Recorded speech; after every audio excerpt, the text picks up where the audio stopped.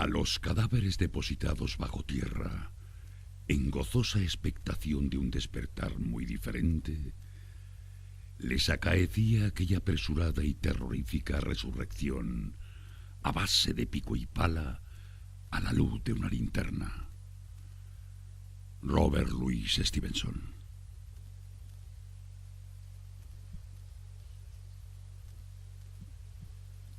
Buenas tardes, noches, Robert Louis Stevenson. Esto es un pasaje del Ladrón de cadáveres. Stevenson, como seguro saben, escribió La isla del tesoro, Jekyll y Hyde, pero en esta historia hablaba de moradores y de ladrones que levantaban a sus tumbas y fantasmas, porque Stevenson venía de Escocia y allí, desde luego, recogía muchas de las historias de fantasmas. Le gustaban mucho los castillos y en una ocasión él decía, y había recogido una historia que le había pasado a sí mismo, ¿no?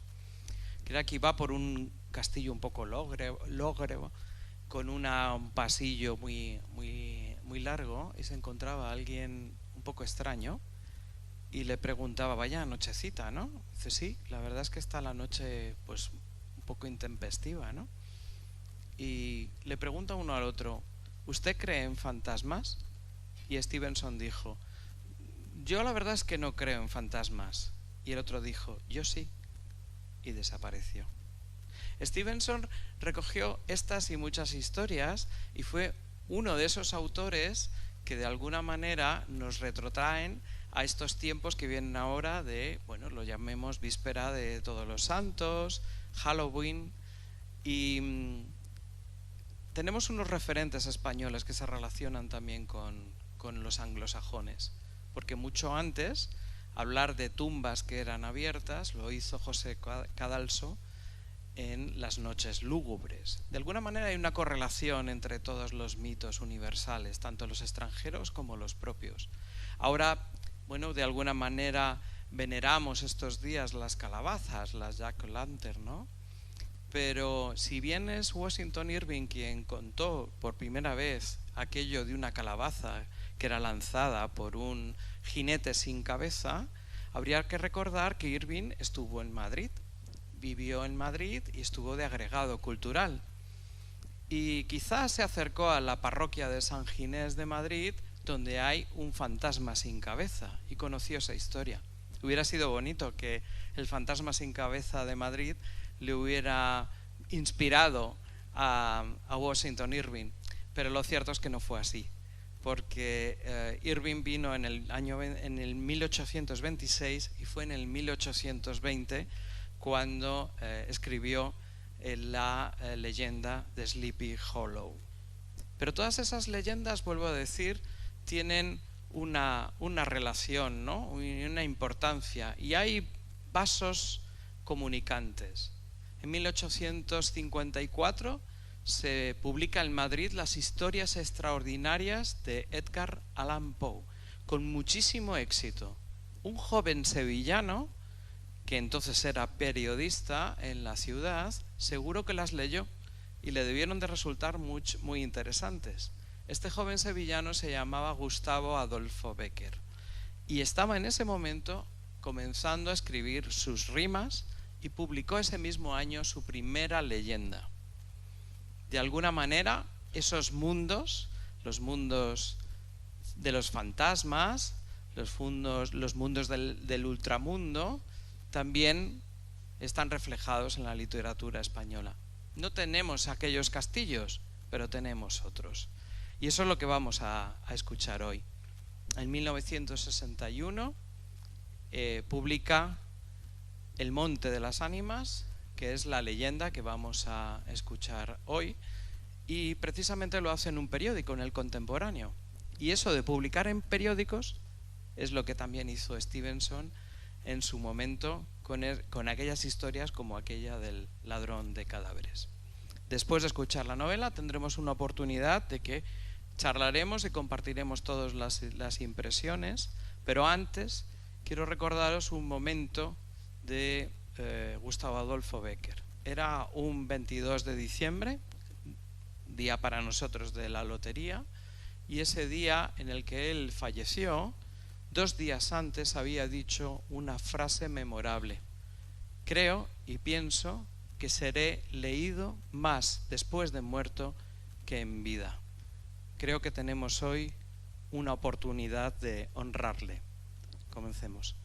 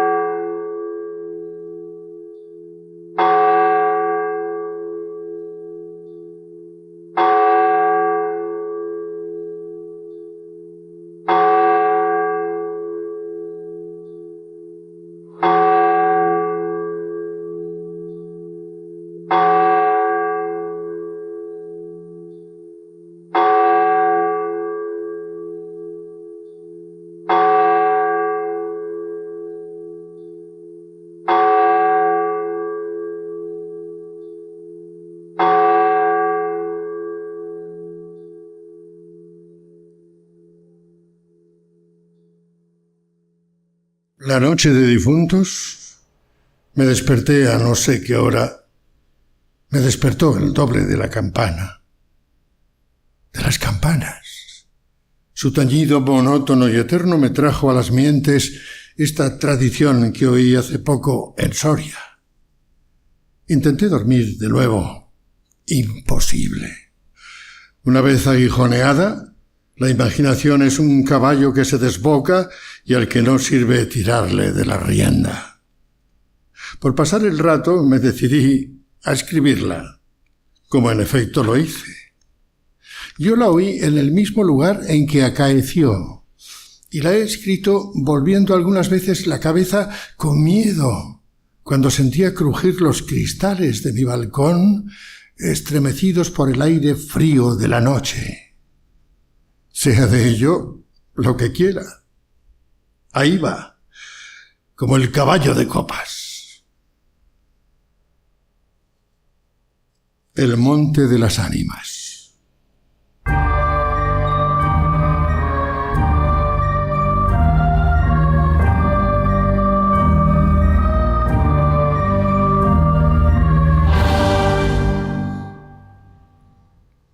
Tranco primero.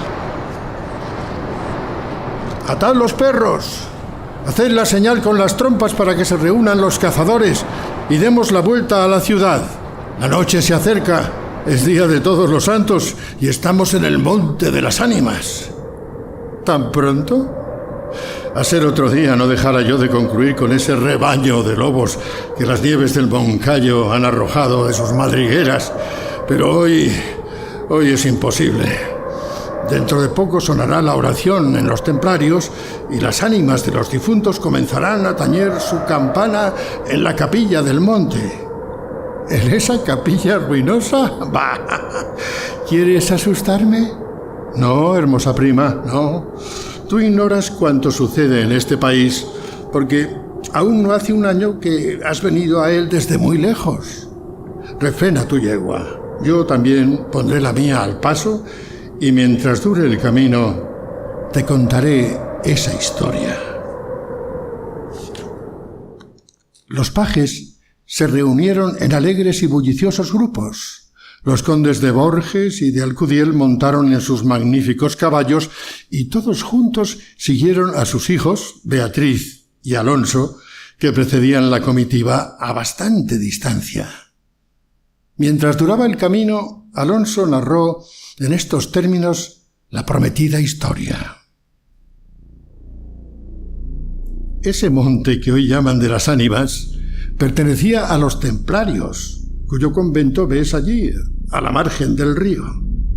Los templarios eran guerreros y religiosos a la vez.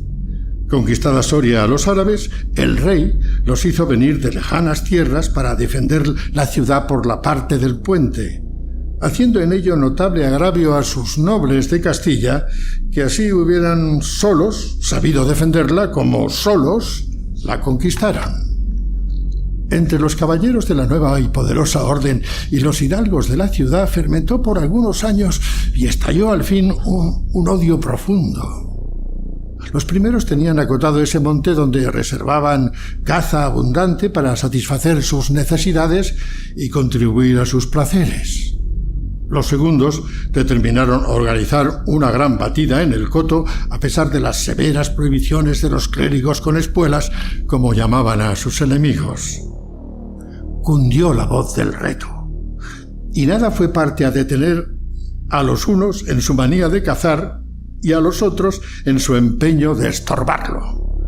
La proyectada expedición se llevó a cabo. No se acordaron de ella las fieras. Antes la tendrían presente tantas madres como arrastraron sendos lutos por sus hijos. Aquello no fue una cacería, fue una batalla espantosa. El monte quedó sembrado de cadáveres. Los lobos, a quienes se quiso exterminar, tuvieron un sangriento festín. Por último, intervino la autoridad del rey. El monte, maldita ocasión de tantas desgracias, se declaró abandonado. Y la capilla de los religiosos, situada en el mismo monte y en cuyo atrio se enterraron juntos amigos y enemigos, comenzó a arruinarse. Desde entonces, dicen que cuando llega la noche de difuntos se oye doblar sola la campana de la capilla y que las ánimas de los muertos, envueltas en jirones de sus sudarios, corren como en una cacería fantástica por entre las breñas y los zarzales. Los ciervos braman espantados, los lobos aúllan, las culebras dan horrorosos silbidos y al otro día se han visto impresas en la nieve las huellas de los descarnados pies de los esqueletos. Por eso en Soria la llamamos el Monte de las Ánimas, y por eso he querido salir de él antes que cierre la noche. La relación de Alonso concluyó justamente cuando los dos jóvenes llegaban al extremo del puente que da paso a la ciudad por aquel lado. Allí esperaron al resto de la comitiva, la cual, después de incorporárseles los dos jinetes, se perdió por entre las estrechas y oscuras calles de Soria. Tranco segundo. Los servidores acababan de levantar los manteles. La alta chimenea gótica del Palacio de los Condes de Alcudiel despedía un vivo resplandor, iluminando algunos grupos de damas y caballeros que alrededor de la lumbre conversaban familiarmente y el viento azotaba los emplomados vidrios de las ojivas del salón. Solas dos personas parecían ajenas a la conversación general, Beatriz y Alonso. Beatriz seguía con los ojos, absorta en un vago pensamiento, los caprichos de la llama. Alonso miraba el reflejo de la hoguera chispear en las azules pupilas de Beatriz. Ambos guardaban hacía rato un profundo silencio. Las dueñas referían a propósito de la noche de difuntos cuentos tenebrosos en que los espectros y los aparecidos representaban el principal papel, y las campanas de las iglesias de Soria doblaban a lo lejos con un tañido monótono y triste. «Hermosa prima», exclamó al fin Alonso, rompiendo el largo silencio en que se encontraban. «Pronto vamos a separarnos, tal vez para siempre. Las áridas llanuras de Castilla, sus costumbres toscas y guerreras, sus hábitos sencillos y patriarcales, sé que no te gustan. Te he oído suspirar varias veces, ¿acaso por algún galán de tu lejano señorío?» Beatriz hizo un gesto de fría indiferencia. Todo un carácter de mujer se reveló en aquella desdeñosa contracción de sus delgados labios. «Tal vez por la pompa de la corte francesa donde hasta aquí has vivido», se apresuró a añadir el joven. «De un modo o de otro presiento que no tardaré en perderte. Al separarnos, quisiera que llevases una memoria mía. ¿Te acuerdas cuando fuimos al templo a dar gracias a Dios por haberte devuelto la salud que viniste a buscar a esta tierra? El joyel que sujetaba la pluma de mi gorra cautivó tu atención. Qué hermoso estaría sujetando un velo sobre tu oscura cabellera. Ya he aprendido el de una desposada. Mi padre se lo regaló a la que me dio el ser y ella lo llevó al altar. ¿Lo quieres? No sé en el tuyo, contestó la hermosa, pero en mi país una prenda recibida compromete una voluntad. Solo en un día de ceremonia debe aceptarse un presente de manos de un deudo, que aún puede ir a Roma sin volver con las manos vacías. El acento helado con que Beatriz pronunció estas palabras turbó un momento al joven, que después de serenarse dijo con tristeza: «Lo sé, prima, pero hoy se celebran todos los santos, y el tuyo ante todos. Hoy es el día de ceremonias y presentes. ¿Quieres aceptar el mío?». Beatriz se mordió ligeramente los labios y extendió la mano para tomar la joya sin añadir una palabra.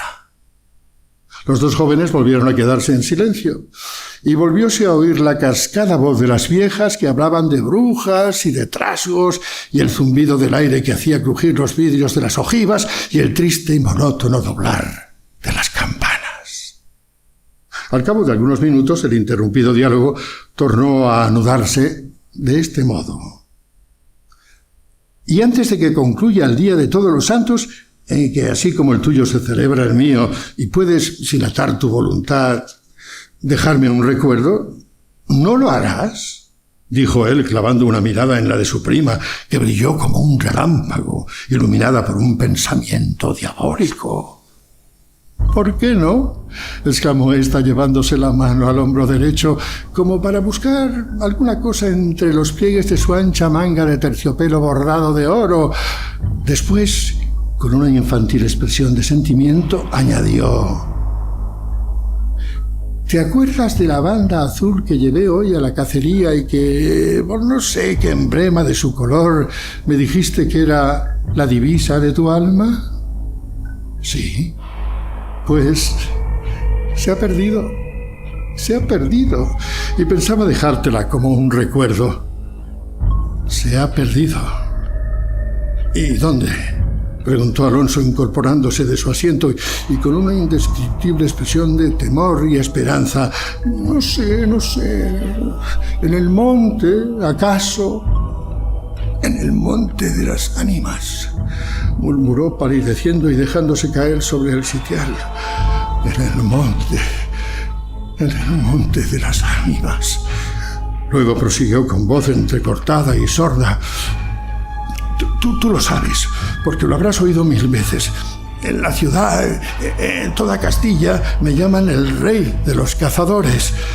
No habiendo aún podido probar mis fuerzas en los combates, como mis ascendentes, he llevado a esta diversión, imagen de la guerra, todos los bríos de mi juventud, todo el ardor hereditario en mi raza.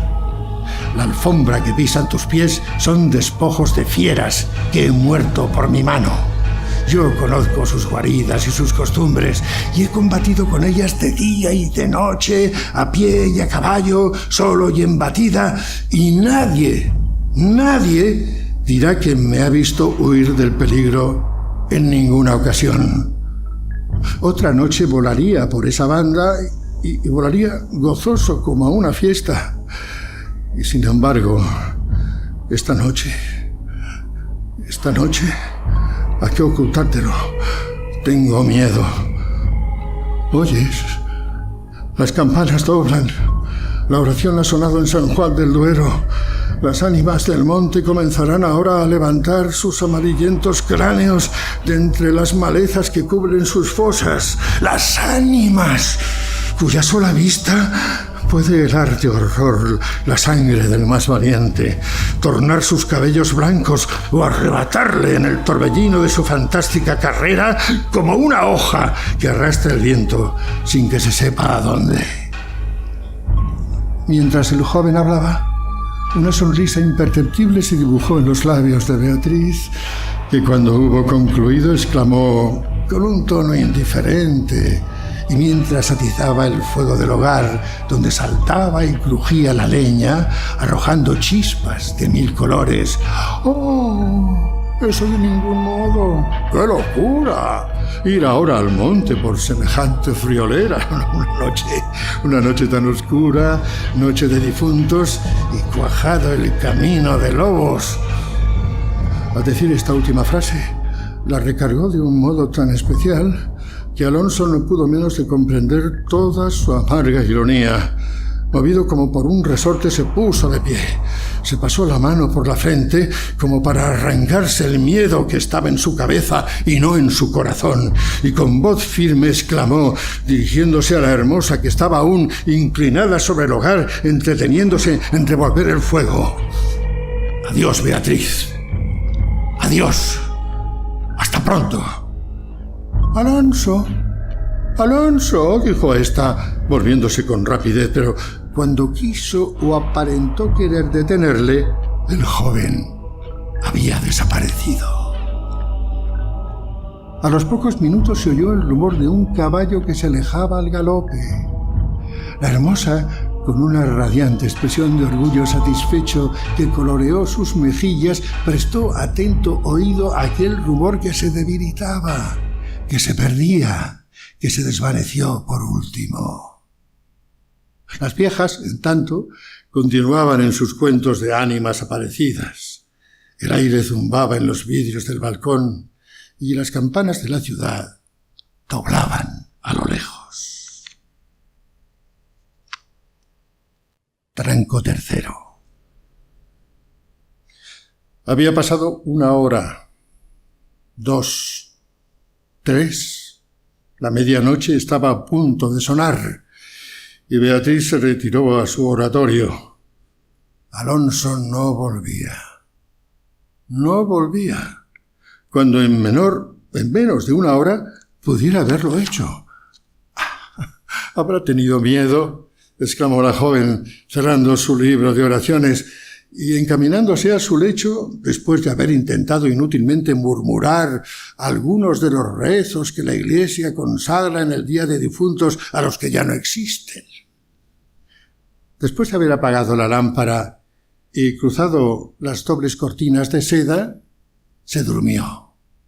Se durmió con un sueño inquieto, ligero, nervioso.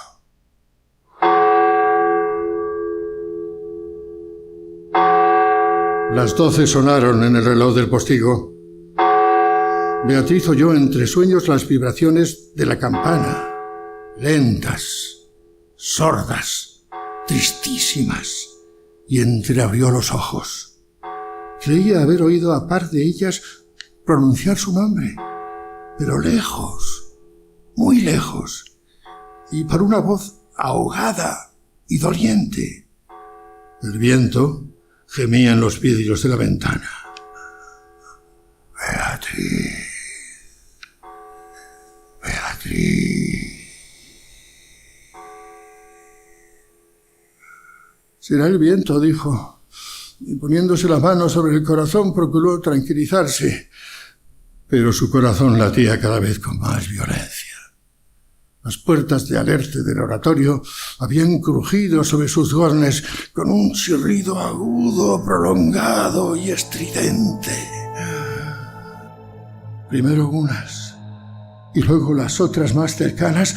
Todas las puertas que daban paso a su habitación iban sonando por su orden, estas con un ruido sordo y grave, aquellas con un lamento largo y crispador.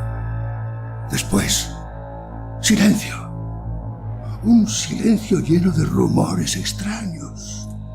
El silencio de la medianoche, con un murmullo monótono de agua distante, lejanos ladridos de perros, voces confusas, palabras ininteligibles, ecos de pasos que van y vienen, crujir de ropas que se arrastran, suspiros que se ahogan, respiraciones fatigosas que casi se sienten, estremecimientos involuntarios que anuncian la presencia de algo que no se ve y cuya aproximación se nota, no obstante, en la oscuridad. Beatriz, inmóvil, temblorosa, adelantó la cabeza fuera de las cortinillas y escuchó un momento. Oía 1000 ruidos diversos. Se pasaba la mano por la frente. Tornaba a escuchar. Nada. Silencio. Veía con esa fosforescencia de la pupila en las crisis nerviosas como bultos que se movían en todas direcciones, y cuando dilatándolas las fijaba en un punto, ¡nada! ¡Oscuridad! Las sombras impenetrables. ¡Bah! Exclamó, volviendo a recostar su hermosa cabeza sobre la almohada de raso azul del lecho. ¿Soy yo tan miedosa como esas pobres gentes cuyo corazón palpita de terror bajo una armadura al oír una conseja de aparecidos? Y cerrando los ojos, intentó dormir, pero en vano. Había hecho un esfuerzo sobre sí misma. Pronto volvió a incorporarse, más pálida, más inquieta, más aterrada. Ya no era una ilusión. Las colgaduras de brocado de la puerta habían rozado al separarse, y unas pisadas lentas sonaban sobre la alfombra. El rumor de aquellas pisadas era sordo, casi imperceptible, pero continuado, y a su compás se oía crujir una cosa como madera o hueso. Y se acercaban, y se movió el reclinatorio que estaba a la orilla de su lecho. Beatriz lanzó un grito agudo. ¡Ah! Y arrebujándose en la ropa que la cubría, escondió la cabeza y contuvo el aliento. El aire azotaba los vidrios del balcón. El agua de la fuente lejana caía y caía con un rumor eterno y monótono. Los ladridos de los perros se dilataban en las ráfagas del aire, y las campanas de la ciudad de Soria, unas cerca, otras distantes, doblaban tristemente por las ánimas de los difuntos. Así pasó 1 hora, 2, la noche, 1 siglo, porque la noche aquella pareció eterna a Beatriz.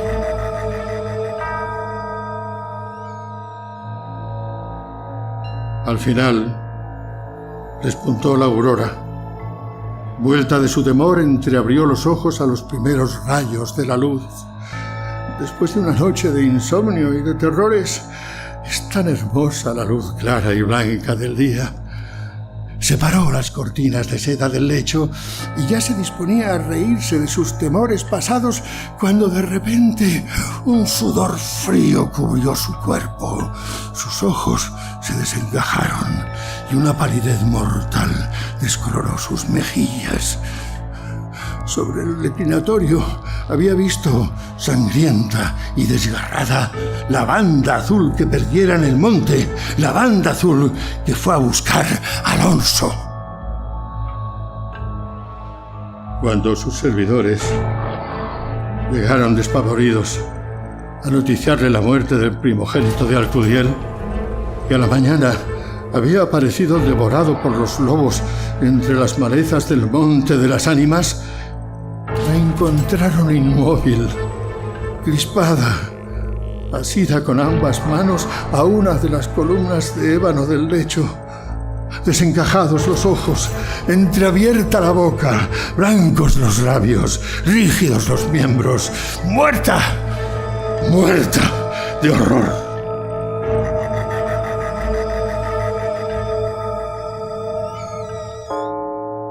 Tranco final. Dicen que después de acaecido este suceso, un cazador extraviado que pasó la noche de difuntos sin poder salir del Monte de las Ánimas y que al otro día, antes de morir, pudo contar lo que viera, refirió cosas horribles.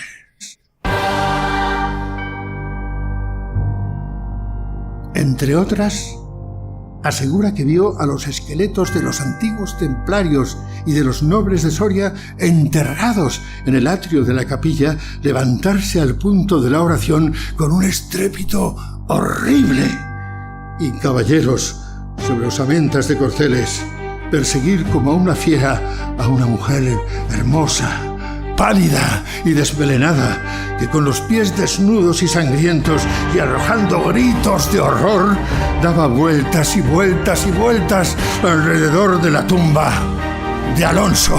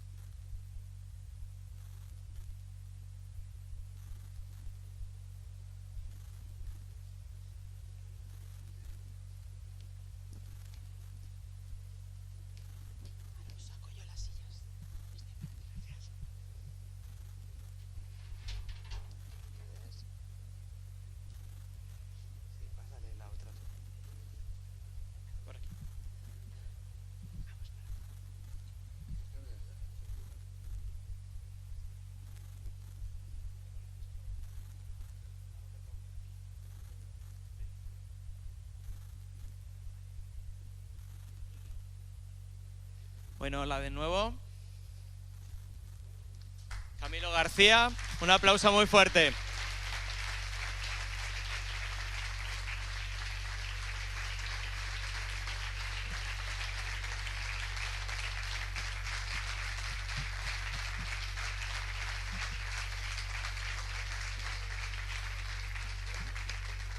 Bueno. ¿Cuánto ha durado esto? Muy poco. Pues yo estoy muerto, como si hubiese hecho una obra de Shakespeare, un Hamlet de 5 horas, porque realmente para mí ha sido tremendo. Y debo decir que lo he disfrutado mucho. No sé si a vosotros lo habéis disfrutado tanto, pero claro, como da tanto miedo, pues... Bueno, como decíamos, se trata al final de hacer una reivindicación de un autor que es nuestro, digamos que es...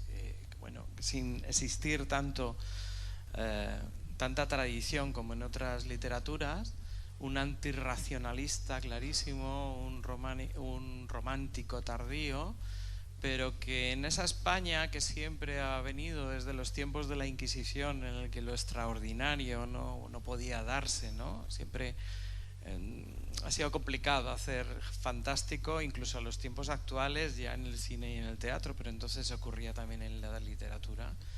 Pues nos hizo y nos regaló esta joya que tiene 4 actos, pero el último es una coda. Realmente son 3 actos perfectos que, bueno, nosotros que aparte de la cuestión del teatro, pues estamos vinculados con la cuestión del cine. Podría decir que de alguna manera heredamos estos 3 actos perfectamente como están, ¿no? El planteamiento, nudo y desenlace, que en este caso, bueno, pues tiene sobre todo el último tramo de Beatriz, es como ahora plantearíamos en una película de terror, el momento de los fantasmas, el momento de decir que cosas a las que siempre nos hemos referido, ¿no? Lamentablemente el cine español es curioso, y antes ya de que hablemos y preguntéis, no se ha acercado mucho a estos personajes, salvo en el caso del cine de Amando de Osorio, que hizo la tetralogía de los templarios, de las momias templarias que volvían a la vida, es decir, que tomaba la última parte y que, bueno, a partir de la noche del terror ciego, el ataque de los muertos sin ojos, el buque maldito y la noche de las gaviotas, lo tocaron. Una serie que se llamaba El quinto jinete, que sí que hizo uno de los capítulos, los dedicó a unas de las cartas desde mi celda de Gustavo Adolfo Bécquer, y en concreto a la cuestión de la tía Casca, que es la bruja, y ahí sí que le dedicaron un capítulo. Y luego hay una película de John Gillen que hizo el argumento Paul Naschy, y que esta película se llama La Cruz del Diablo, y ahí tiene trocitos del Miserere, parte de La Cruz del Diablo y parte del Monte de las Ánimas. Pero curiosamente ni el cine extranjero ni el nuestro se ha acercado a esto, hasta un ejemplo muy interesante, que es la película de Arturo de Bobadilla, Los Resucitados, que sí que entra un poco en estos mundos, y cuyo rodaje es una película que Arturo, que es maravilloso, tardó 25 años en hacerla, y esa epopeya la contamos en Mi Adorado Monster, que por cierto pues digo que mañana entra en Frisolé a las 8 de la mañana como uno de los especiales de Halloween, y que se puede ver en Amazon, en Movistar y demás. El planteamiento que hemos tenido, pues quién mejor que Camilo, por varias razones, y yo quiero hablar un poquito de ti. Por varias razones. Uno, porque todos tenemos, y quería hablar un poco de la vinculación de Camilo con el cine fantástico, que además ha sido reconocido últimamente. Ha sido reconocido Camilo a lo largo de su carrera en muchísimas ocasiones, por supuesto por su gran trabajo de actor. El actor es actor, y Camilo ha hecho televisión, ha hecho teatro, hace muchísimo doblaje, pero el actor es actor. Yo no me gusta decir actor de doblaje, Camilo es actor. Y entre las últimas distinciones que ha tenido es la de Isla Calavera, el Festival de Cine Fantástico de Canarias, y os voy a decir por qué.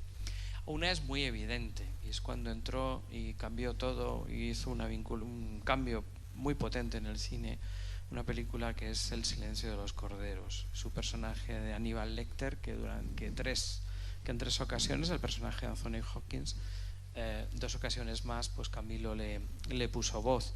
Pero además ha tenido una vinculación muy clara, porque está en el Drácula de Bram Stoker, es Van Helsing. Está en El Hombre Lobo, en la película que es nuevamente Anthony Hopkins, la película que protagoniza Benicio del Toro. Pero hablábamos esta tarde que es que su carrera ya empieza con el fantástico, porque empieza con una película que a mí me fascina, que es El Fantasma del Paraíso, y ahí ya tiene papeles. En El Jovencito Frankenstein, que este año está de cumpleaños. Papeles muy pequeños. Papeles, pero ahí está. Ahí empezaba yo, claro, había que hacer lo que te echasen, ¿no?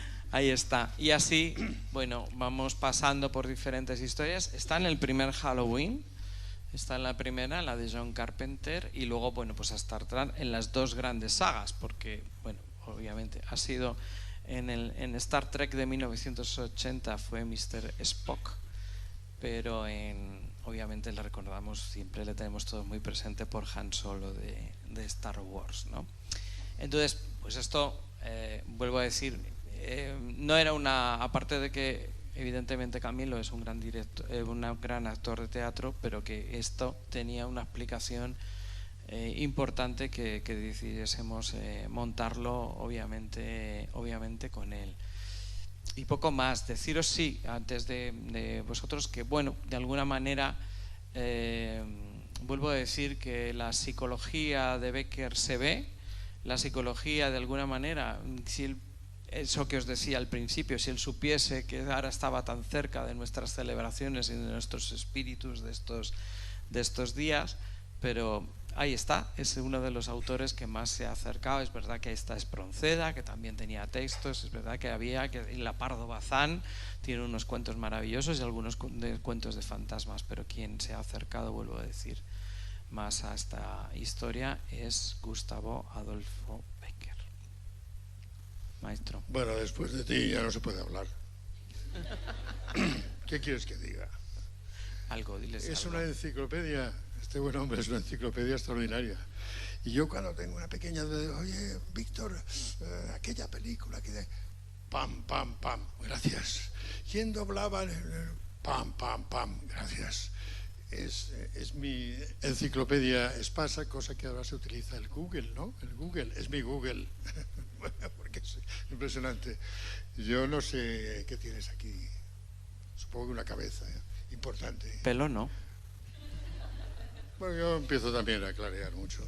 Es malo la edad. Bueno, no sé. Yo tengo la suerte de que esto lo he hecho en Soria, en el sitio donde se hace esto, en Monte de las Ánimas, cada año en Soria, por Todos los Santos, se organiza un gran desfile de máscaras, y de calaveras, de esqueletos y de tal. No sé si habéis estado alguna vez, pero os lo recomiendo, es muy bonito.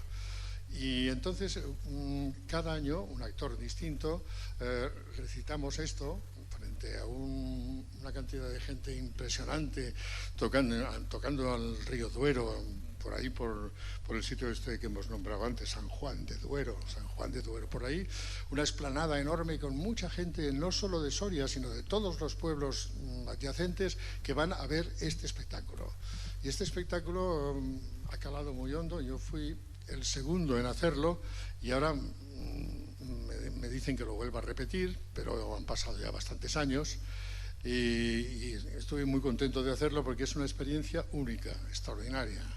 O sea, si aquí ha sido una experiencia bonita y tal, frente a 2000 personas que todos están escuchando con mucho deleite y con mucha historia y con mucho suspense, toda la historia de las ánimas, del Monte de las Ánimas, que está justo detrás de donde se hace este espectáculo, está ahí mismo, el Monte de las Ánimas. Y además ponen una gran hoguera y los muy brutos de sorianos, perdón por ellos, la pasan y se queman. Y hay uno que se pone a dos niños a los hombros, como si fuesen toreros, y pasa y bueno, ves aquello y dices, ay Dios mío, aquí va a haber un problema. Pero bueno, es muy bonito hacerlo. Y ahora me han vuelto a avisar otra vez para grabarlo en vídeo, y me imagino que será un vídeo supongo que cultural, muy cultural, pero muy de Soria, muy de la zona aquella, porque bueno, Bécquer en este momento solo habla de Soria, habla del Moncayo, habla de los lobos del Monte de las Ánimas, y el Monte de las Ánimas está a tocar la Soria, las campanas de Soria. Es una cosa que él se debió meter en la cabeza porque seguramente había oído. Esta leyenda se la había contado alguna vieja. Las ánimas aquí, los esqueletos de los... Y yo digo, bueno, qué bonito es esto. Voy a hacer una leyenda. Y creo que le quedó bastante bien. Aparte de esta leyenda hay muchas, hemos leído unas cuantas y hemos hablado justamente antes. Hay una también en Soria que se llama ¿La Plata?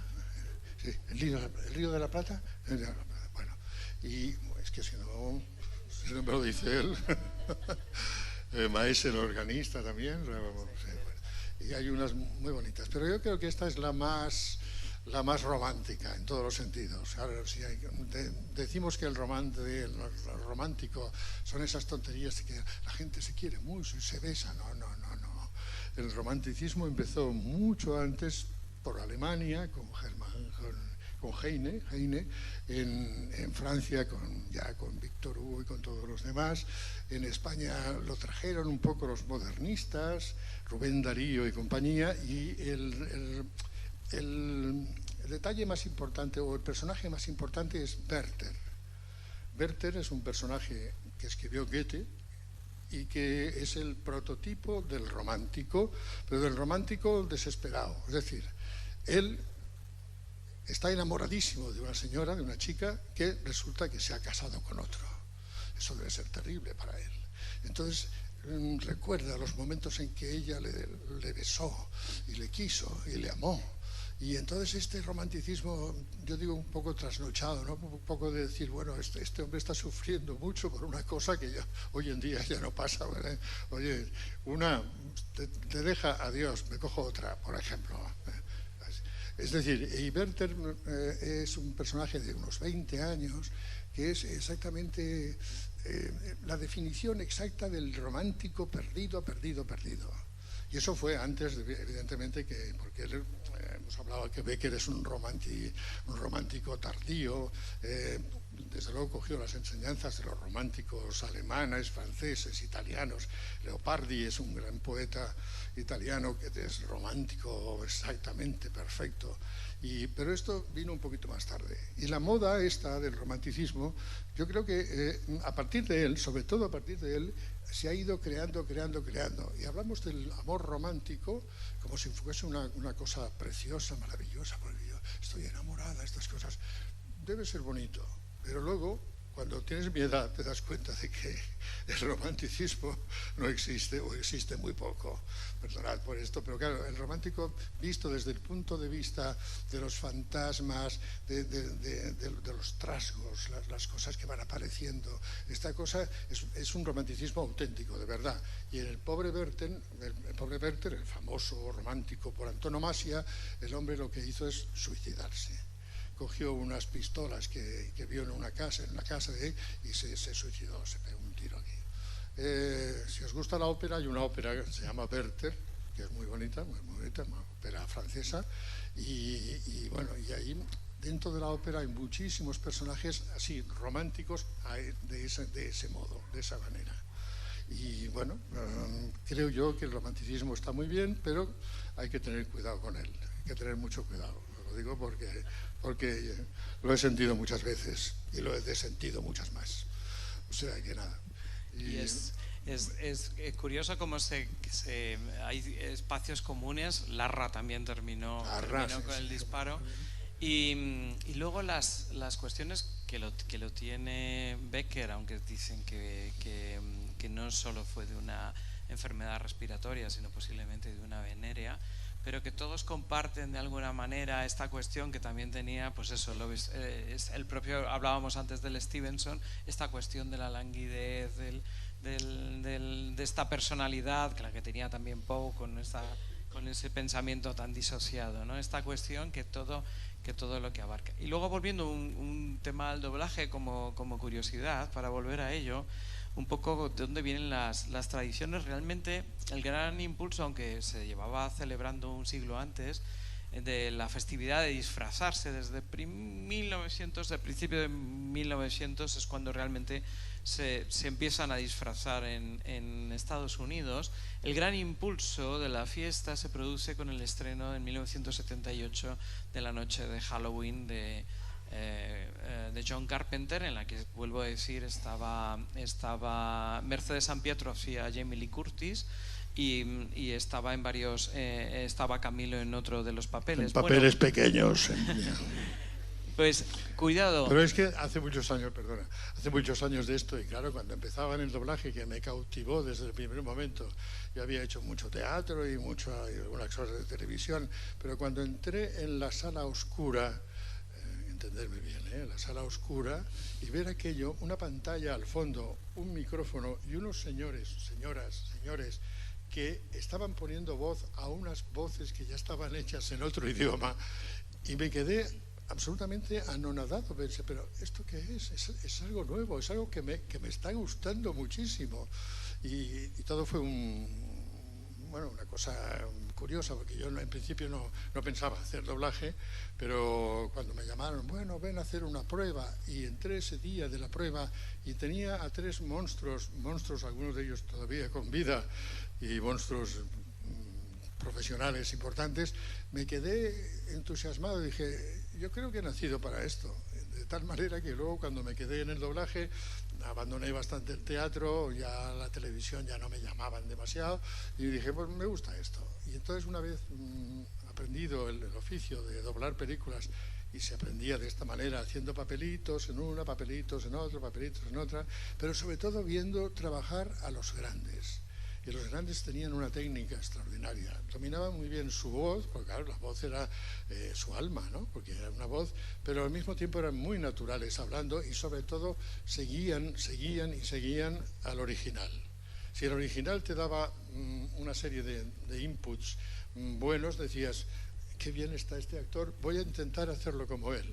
Y entonces, cuando realmente, pues a veces sí, a veces no, y hay muchas cosas malas del doblaje, que más vale no hablar, pero sí lo bueno del doblaje estaba en ese momento, cuando yo empecé, porque todo lo que había allí era un trabajo muy bueno, muy artístico, no artesano y artístico al mismo tiempo. Y eso fue lo que me cautivó para quedarme ya en la profesión prácticamente siempre. Pues volviendo un poco a esa unión de las dos ideas, como os decía, el Halloween aquí no había sido hasta que llega esa película. Y curiosamente, por eso el Monte de las Ánimas ocurre en la Noche de Difuntos. ¿Cuál es la Noche de Difuntos? No es la víspera de Todos los Santos, sino la noche que va entre el Día de Todos los Santos y el Día de Difuntos, que que es el 2 de noviembre, que es así como de alguna manera Samaín lo trae, Gregorio XI lo transforma, lo lleva hasta el cristianismo y ahí es donde se queda en esa historia. Pues bien, cuando volváis a ver la noche de Halloween, como entonces se hacía normalmente, es que se hacía lo que se llaman los insertos, que es decir, ponerle voz. Normalmente o subtitulas una palabra o una frase que viene en inglés o directamente le pones voz. Y hay un momento en el que pone Haddonfield Halloween, es decir, la ciudad de Haddonfield y Halloween. Cuando volváis a escucharlo dirán Haddonfield, Noche de Difuntos, que lo hizo Paco Catalá. Y realmente es porque aquí todavía Halloween no se sabía que era, no había, igual que cuando vino Viernes 13, sabéis que realmente tendrían que haberla llamado Martes y 13.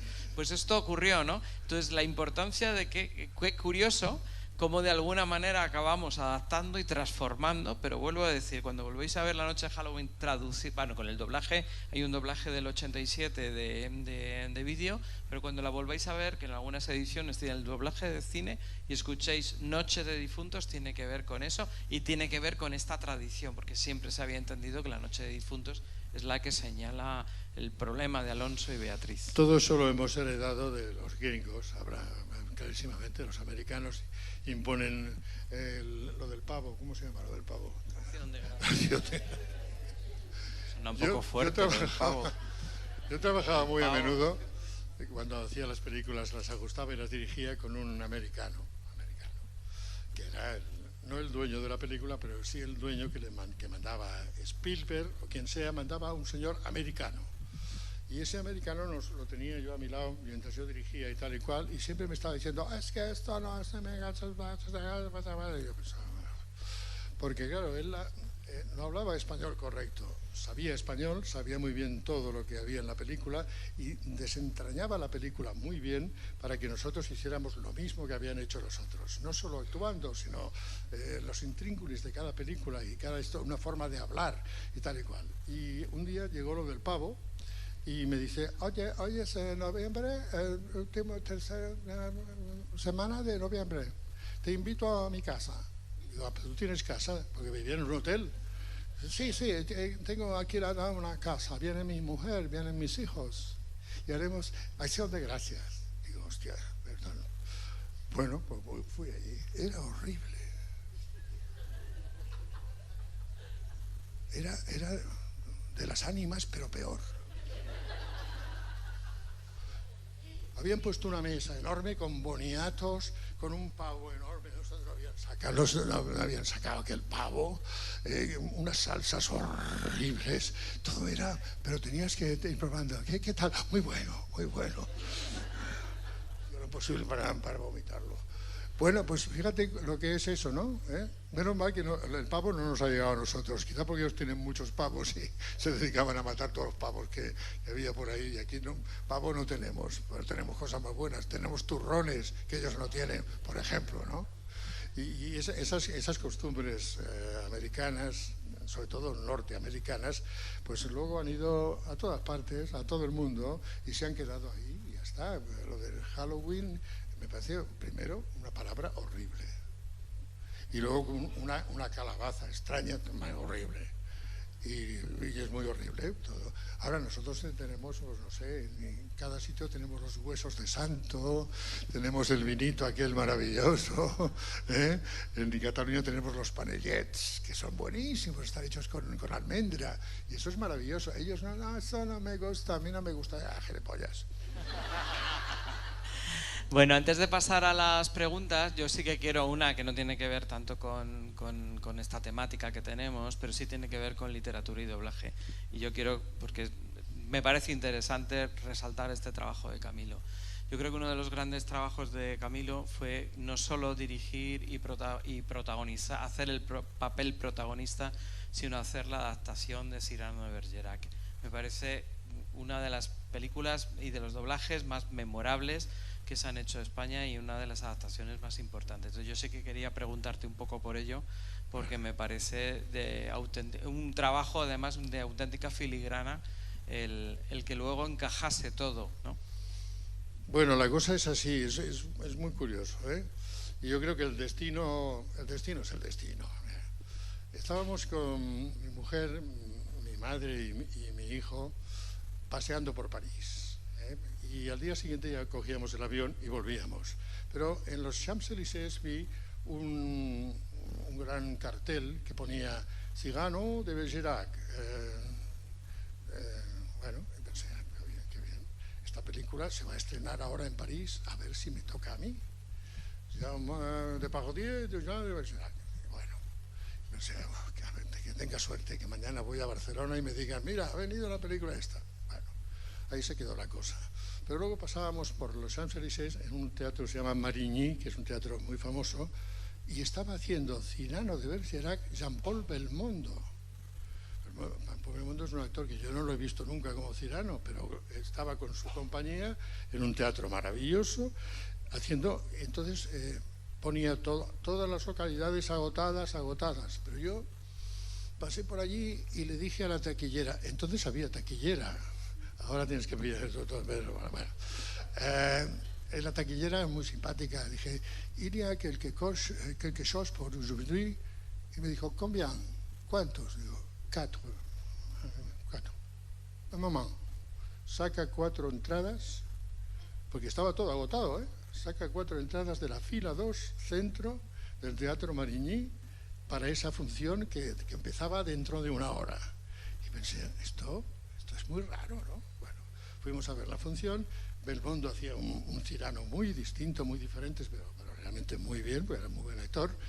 Y al final, cuando nos salió, me gustó mucho el montaje muy clásico, pero claro, Cyrano está todo dicho en versos alejandrinos, son versos muy, muy duros de roer y rimados en pareado, o sea, es una cosa bastante difícil de asimilar por los españoles. Y entonces cuando acabó empezó, salieron todo el mundo a saludar y salió él solo a saludar y los 4, o sea, mi mujer, mi madre y mi hijo y yo nos levantamos, ¡bravo! Y nos miró y dijo, mira qué cosa más rara, ¿de dónde han salido estos? Y se fue. Volvió a saludar toda la compañía, bravo, bravo, bravo, pero salía él solo otra vez y bravo, nosotros. Y dijo, esto es muy raro, ¿no? Y entonces hizo una cosa muy curiosa. Se quitó la nariz, que la llevaba evidentemente postiza, y nos la tiró. Y yo no la cogió mi mujer, pero bueno, me pasó por aquí, por mi nariz, me pasó. Y digo, ay Dios mío, aquí hay tomate. Porque, bueno, luego le escribimos una carta, mi hijo estudiaba francés, y escribimos una carta diciendo, Monsieur Belmondo, hier vous avez laissé votre aîné, tal, y explicarle que éramos actores, que yo no lo había hecho nunca Cyrano ni había trabajado, pero que sí, los padres de mi mujer, que eran actores famosos de su época, habían hecho Cyrano. Explicamos en una carta muy bonita que redactó mi hijo, porque era el que mejor francés tenía, y se la dejamos al conserje del teatro. Llévele esto. Bueno, llegamos al día siguiente y me llaman, voy al estudio y me llama el jefe, me dice, señor García, venga, tengo que hablar con usted. Y voy al despacho cagadito de miedo, siempre que entraba en el despacho estaba a ver qué pasa. Y dice, mire, hay una película francesa que no sé cómo se llama. Digo, Cyrano de Bergerac. Sí, ¿cómo lo sabe? Pues bueno, es que la he visto por París, he visto a Belmondo haciendo el papel, tengo su nariz. Yo creo que me parece que me va a tocar. Dice, sí, porque además el cliente, no recuerdo ahora quién era, tú lo debes conocer, porque tú conoces a todo el mundo, quería que lo hiciese yo y que lo hiciese en verso. Y yo pensé, Dios mío, la película tiene, si la obra de teatro tiene 2000 versos, la película tiene 1500. Y yo dije, bueno, pues vale, la hago, de acuerdo, muy bien. Bueno, y además la quieren para dentro de un mes. Digo, no sé, yo voy a verla. Si puedo hacerlo en verso, lo haré en verso, pero no me pongan fechas, por favor, porque voy a hacerla a mi aire. Voy a estar buscando versos alejandrinos, que son de 14 sílabas, buscando versos y rimados en pareado con el siguiente y así continuamente. Y bueno, empecé a buscar traducciones en italiano. Había una en catalán muy buena que había hecho José María Flotats en Barcelona, y fui cogiendo traducciones. Me dieron una traducción muy mala, muy literal, y yo pensé, tengo que hacer versos, y venga versos. Y entonces me metía por la noche con un Betacam de aquellos, un Betamax, ya lo conocéis, sois demasiado jóvenes, un Betamax, que te ponías una cinta que entraba, y entonces ibas para adelante, para atrás, para adelante, para atrás. Bueno, empecé a hacer versos y me volvía loco, no sabía, era hasta desde madrugada. Mi mujer decía, ¿qué haces ahí? Digo, estoy trabajando. Ya, trabajando, ya está, hay que dormir, ¿no? Digo, bueno, voy a dormir, ¿no? Pero dormía muy poco. Y, por ejemplo, por la noche, a la hora de cenar, ¡la cena! Voy. Y yo haciendo versos. Hasta que al final conseguí tener bastantes versos. Pero es que luego había que repartir la película. Y entonces hay dos personajes, aparte de Cyrano, que son Roxana, una chica joven, guapa, de la que él está enamorado, y un chico guapo, Cristian, que son justamente los que a él, pobrecito, le estropean la vida, porque hay un momento en el balcón que está recitando, el Cristian es tonto, es guapo, pero es tonto. Bueno, muy tonto. Y entonces va a ver a su amada por la noche al lado de Cyrano, y entonces la chica le tiran una piedrecita, sale, ¿qué pasa? ¿Quién es? Y entonces no sabe abrir, soy yo. Y va diciendo versos y versos y versos. Es preciosa la escena, esa es una maravilla. Bueno, tenía que buscar actores jóvenes de esa edad y que todavía pues no habían funcionado mucho, habían hecho cosas, y conseguía pues a dos que ahora son extraordinarios actores y actrices maravillosos, Nuri Mediavilla y Luis Posada. Y les di por primera vez un papel que, cuando les dije, mira, esta película hay que hacerla en verso, se quedaron, ¿cómo? En verso. Entonces un verso, además el verso tiene su ritmo, tiene su cadencia, hay que decirlo bien, pero siempre ha de ser muy natural, porque si notamos hablar, hacerlo así, será horrible. Vamos a hacerlo bien y muy natural, tal como está el original. Y entonces estuve mucho tiempo haciendo eso, porque normalmente nosotros trabajamos con trozos de películas, los takes, y normalmente pues hacemos 70, 80, no sé. Allí yo hacía como mucho 30 o 40 takes hasta que quedaban perfectos. Claro, el jefe decía, ¿qué pasa? ¿Cuándo estará la película? Yo le decía, cuando esté bien, cuando esté todo arreglado. O sea que fue una película que duró muchísimo más de tiempo el doblaje, y creo que luego pues se ha notado, ¿no? Porque es un trabajo que la gente se queda maravillada, porque dice, bueno, es que están hablando en verso, están bien, son versos bonitos, están todos rimados, tienen la cadencia del alejandrino, y está todo muy bien, y la traducción era muy buena, porque empecé a traducirla yo. Pensé, bueno, las traducciones que me han dado no me gustan, pero cogiendo un poco el italiano y sobre todo el francés y el catalán, conseguí traducirlo muy bien. Bueno, esa es la historia y ya está. Una buena historia. Yo creo que ya podríais decir, comentar, preguntar. Puede tener que ver con Becker, con lo que consideréis, con estos días, con el doblaje, con el cine, con la vida. Hola, buenas tardes, don Camilo. Lo primero, muchas gracias por habernos regalado esta lectura. A mí me gustaría hacerte dos comentarios. La primera, hemos estado hablando de esos relatos casi de misterio, de terror, ¿no? Decimonónicos, en los que es un terror mucho más psicológico, mucho más sutil, ¿no? A día de hoy a un joven lo pones a leer a Poe, a Edgar Allan Poe, y te dice, ¿y esto qué es? Y no entienden dónde está esa tensión, ¿no? Entonces te quería preguntar, tú que has visto mucho cine a lo largo de tus años, bueno, tú lo has visto desde esa sala oscura preciosa. Bueno, yo poquito, todo el que he hecho, que es mucho, pero no tanto como este. ¿Cómo ves el despliegue de medios, ¿no? Porque ahora para hacer una película de terror tiene que ser todo sangre y cosas chillonas y cosas... frente a ese terror tan íntimo como o misterio íntimo como el que hemos vivido hoy y que nos has traído, ¿no? Eso por un lado. Y luego, que me he fijado en una cosa que me gusta mucho, tanto de todos los actores de doblaje, en uno de los cambios de página que has hecho, que es el poder del silencio. En un mundo en el que estamos llenos de ruidos, el control que tenéis los actores de doblaje y todos los actores, pero los de doblaje me fascina el control del silencio. Y te quería preguntar por qué opinas del silencio y la necesidad o no del silencio. Muchas gracias.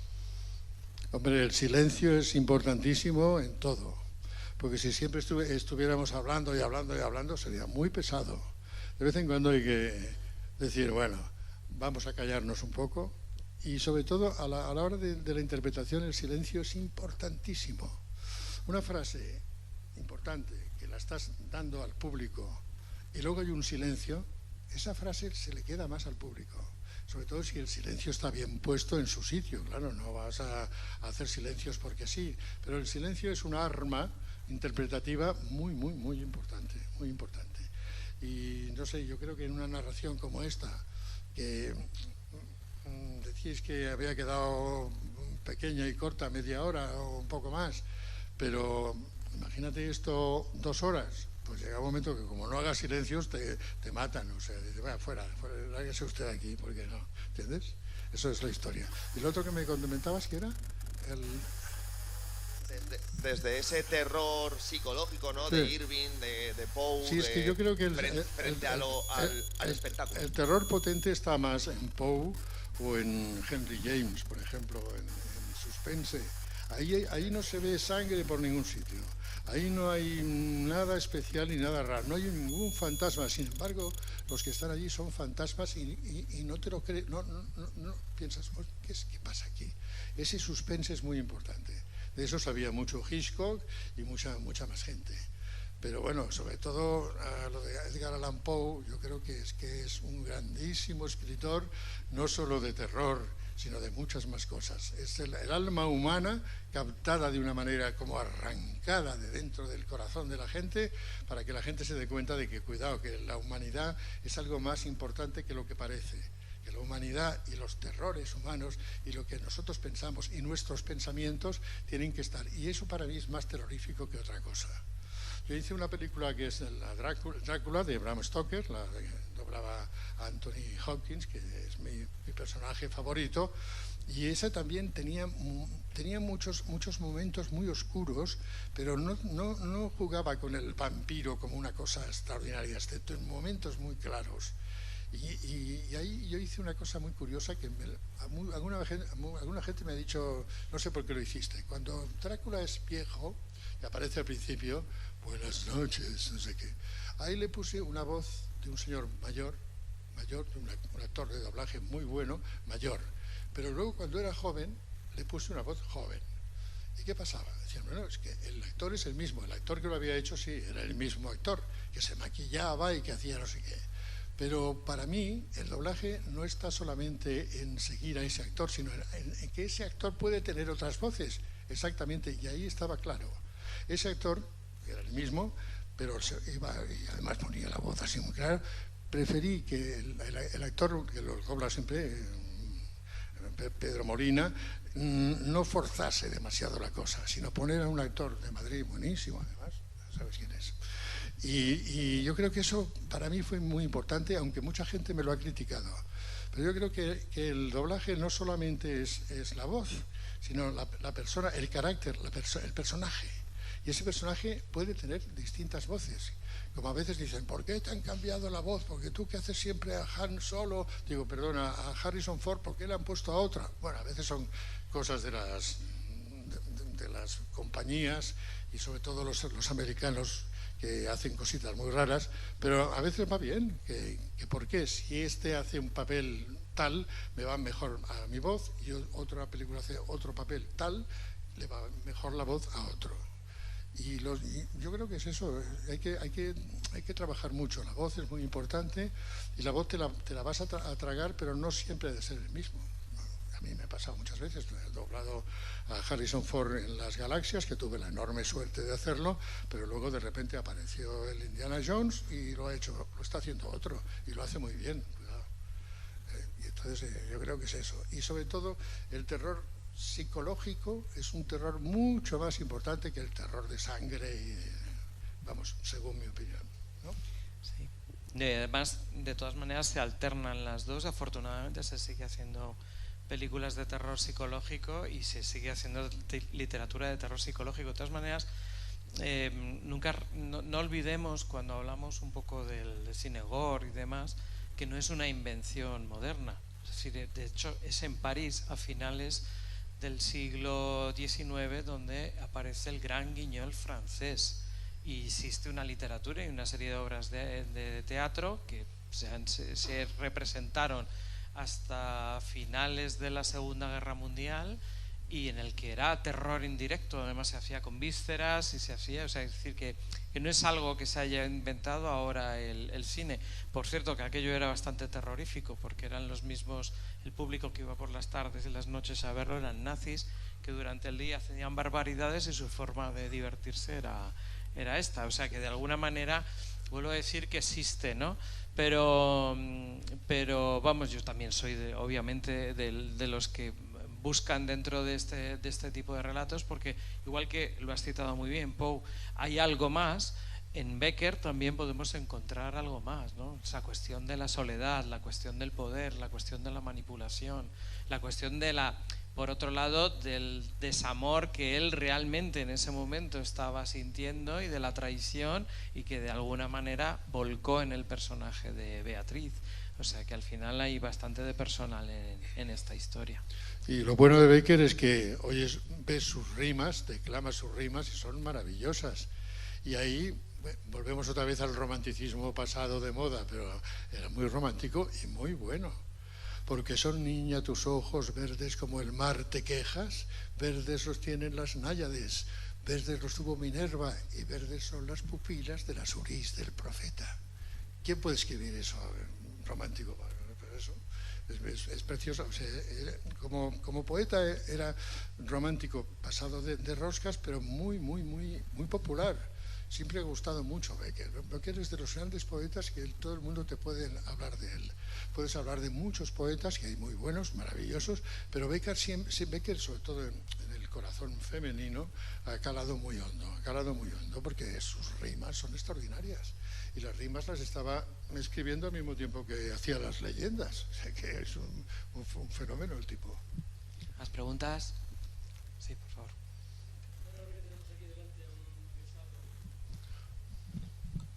Buenas tardes. Ahora que tenemos aquí delante a un avezado actor de rodaje, no quiero desaprovechar la ocasión de plantearle una cuestión a la que vengo dándole de vueltas desde hace muchos años. Desde luego, en el cine extranjero traducido al español, creo que contamos con un plantel de actores de doblaje de gran categoría y que da gusto oírlos. Pero mi cuestión es la siguiente: ¿qué opina? No tengo la misma sensación de las películas españolas en las cuales aparece la voz original de los actores españoles. Yo personalmente tengo graves dificultades para entender perfectamente. ¿Solamente usted? Bueno, me siento reconfortado. Porque es que ahora, lo siento, director.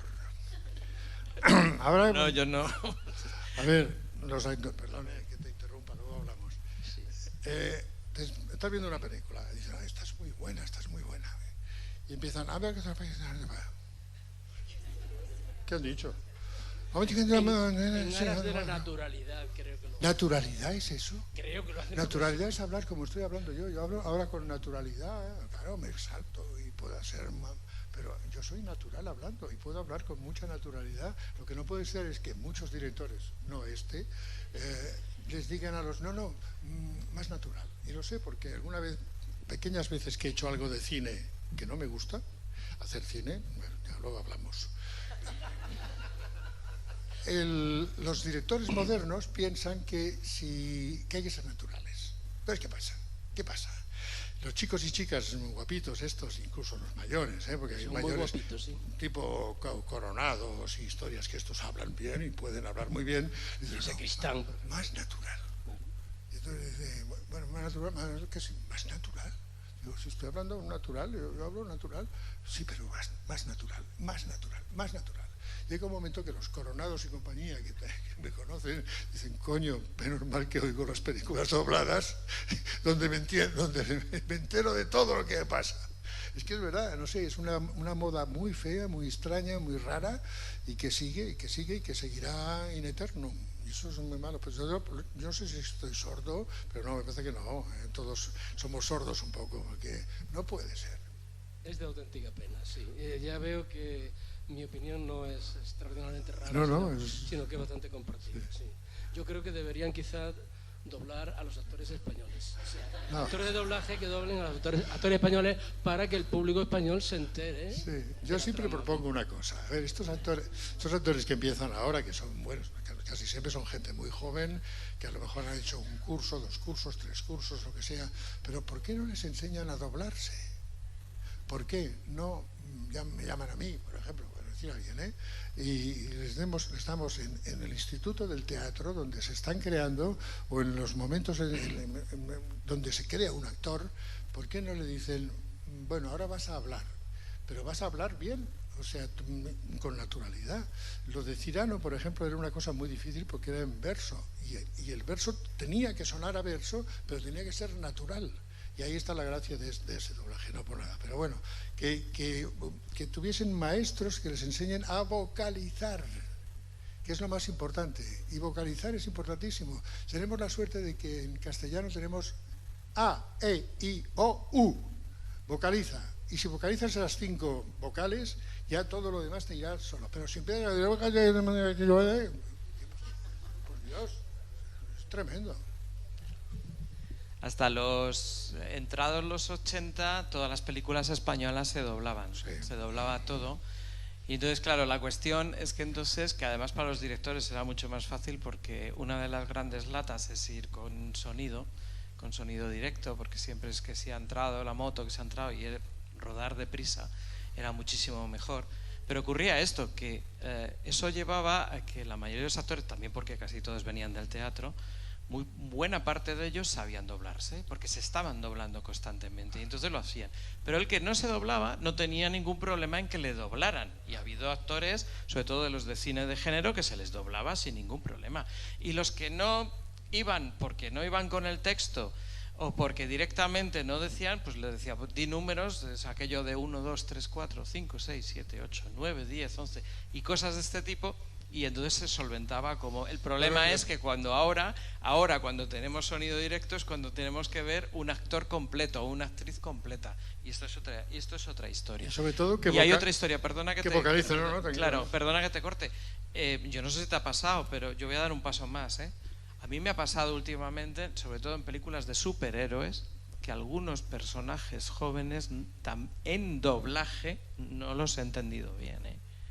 En doblaje. O sea, yo estoy dando un paso más allá. Ya es que últimamente hasta en doblaje no estoy, y ya no sé dónde se dobla, pero también películas de mayors, que he dicho alguna vez en el cine, esto me ha pasado, no solo en el teatro, y son películas dobladas. Sí, pero es que estas películas te traen a un americano. ¿Me has entendido? Sí. Y ese americano no le gusta que hables bien. No, que aquí este es de Nueva York, pero está hablando de Brooklyn, y este tiene un acento diferente. Y quieren esos acentos cuando en realidad aquí no funcionan. Vamos a ponerle un acento andaluz a un señor porque sea negro, una tontería.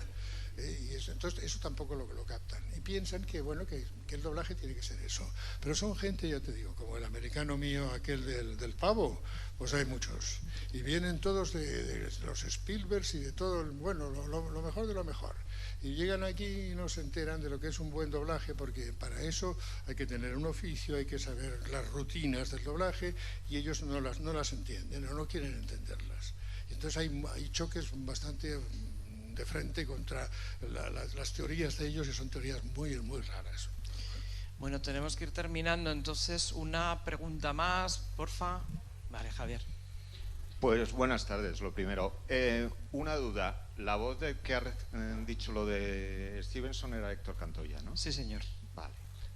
Una pregunta. No sé cómo estará don Camilo para las siguientes dos palabras que voy a decir. El Resplandor.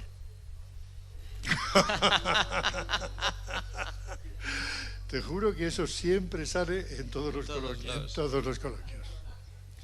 Yo voy a ser lo más breve posible, ¿eh? Bueno, El Resplandor, el director es director de la película. Pero Kubrick. Lo hizo también en Barry Lyndon, que también hizo la historia. Y Kubrick va y dice, él, muy grande, muy maravilloso, muy gran director. A ver, esto se ha de doblar en español, en italiano, en francés, en alemán, en ruso, no sé qué. Los mejores actores de teatro que estén en ese momento trabajando van a doblar esto de teatro. Y bueno, llegó aquí y se lo dieron el mejor director, también el mejor director que hubiese en ese momento, Carlos Saura. Le dieron a Carlos Saura una película que no tenía ni idea de lo que era esa película, porque no sabía de nada de doblaje, porque decía, bueno, es que me han dicho esto, voy a cobrar mucho dinero y voy a buscar a alguien nuevo. Y alguien nuevo era un chico, muy amigo mío, pobrecito, pobre de él, que estaba trabajando en el Teatro Español de Madrid haciendo el Macbeth. Hacía el Macbeth y no estaba mal, ese muchacho tiraba bastante bien. Entonces Saura dijo, pues llamarme a ese chico que venga a hacer la película. Y tenía que doblar el papel de los más difíciles que ha habido nunca en la vida. Y el muchacho pues no había hecho nunca doblaje. Y tenía una voz más o menos potable y podía actuar, porque era actor profesional, pero no sabía lo que hacía. Oía aquello, y nada, no salía. Saura tampoco le dijo nada, ni siquiera cogió a un actor, a un director de doblaje de los normales, digamos, y entonces hizo el doblaje más asqueroso y repugnante que se puede hacer jamás. Yo lo tengo en casa para divertirme un rato.